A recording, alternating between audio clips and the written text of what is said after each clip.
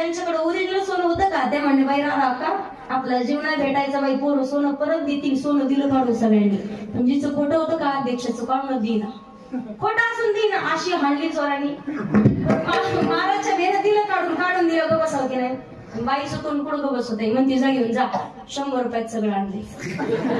चोर म्हणे बाई मुळे दिवस फुकट गेला म्हणे खुशाल सांगले 100 रुपये अशी गेली ते मंडपच्या बाहेर परत आली परत हाणली अध्यक्ष अशी हाणली बोलत तोंड सुजलं का